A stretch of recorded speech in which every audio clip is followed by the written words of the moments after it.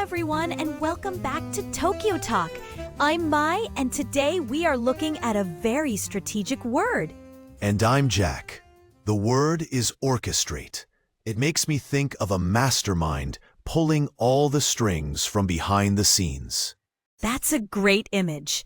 To orchestrate means to arrange or direct the elements of a situation to produce a desired effect, often in a complex and skillful way. So it's more than just planning.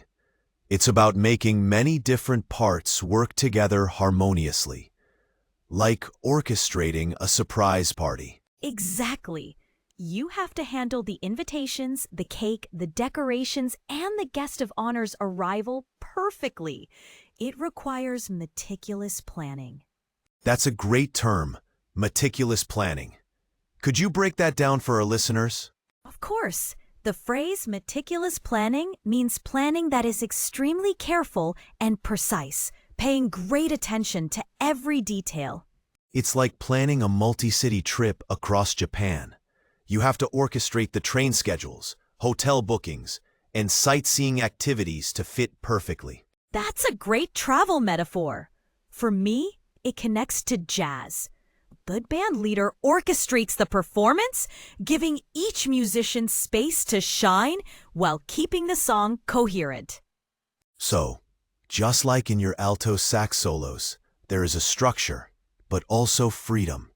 It's a delicate balancing act. That's right.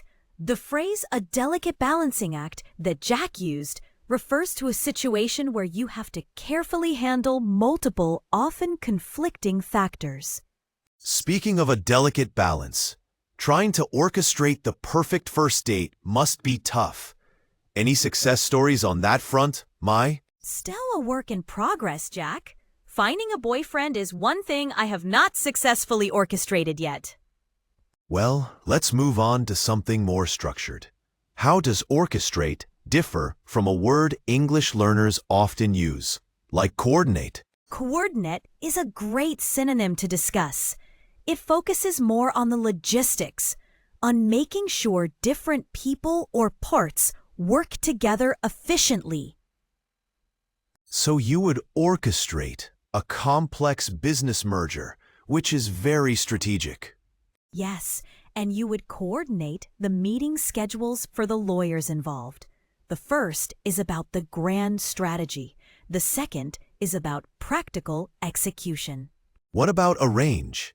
That seems even simpler. It is. You arrange flowers or arrange a time to meet. It's about putting things in order.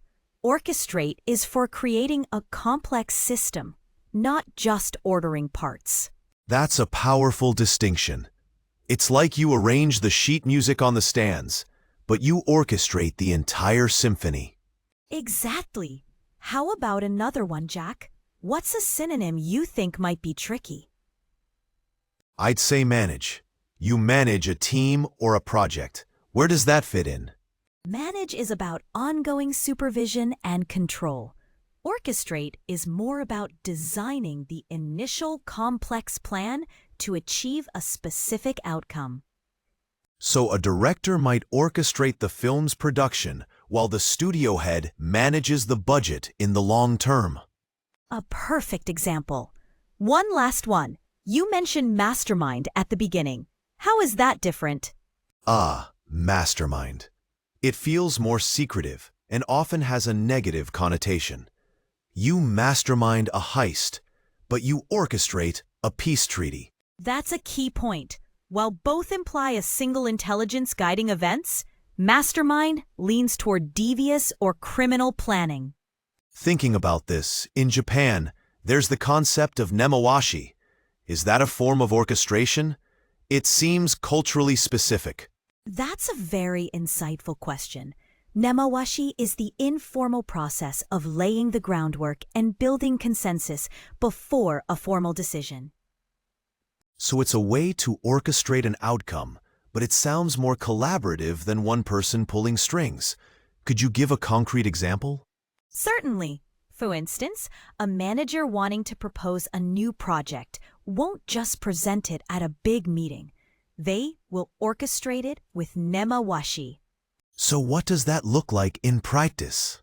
First, they might talk to the head of finance over coffee to discuss the budget informally. Then, they'll speak with the marketing lead to get their buy-in. By the time the official meeting occurs, everyone important is already on board. So the meeting isn't for debate, but for confirmation.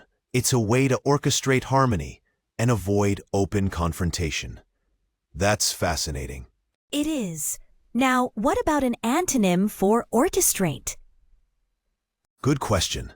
I guess something like disrupt or disorganize, where you create chaos instead of harmony. Those are perfect antonyms.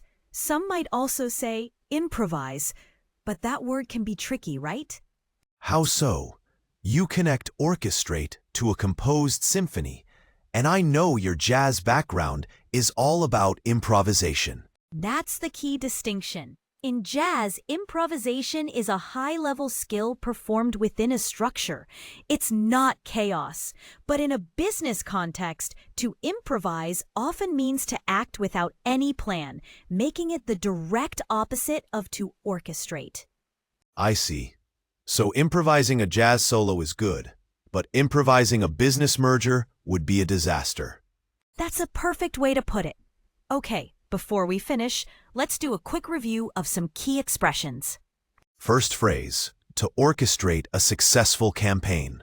This means to skillfully plan and execute all the parts of the campaign to ensure it succeeds. Next, a well-orchestrated event. This describes an event where every detail was perfectly planned and seemed to flow effortlessly, like a beautiful performance. And now for our contrasting sentences. First, the director had to orchestrate the movements of 100 actors on stage.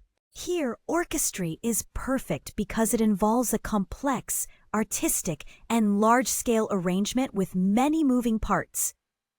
And the second sentence, my job is to coordinate travel arrangements for the sales team. In this case, coordinate is better. It's about the logistics of aligning schedules and bookings, which is less about grand strategy and more about practical organization. That makes the difference crystal clear. Thanks, Mai. You're welcome. We hope this helps all of you orchestrate your own English learning journey. Practice using these words this week.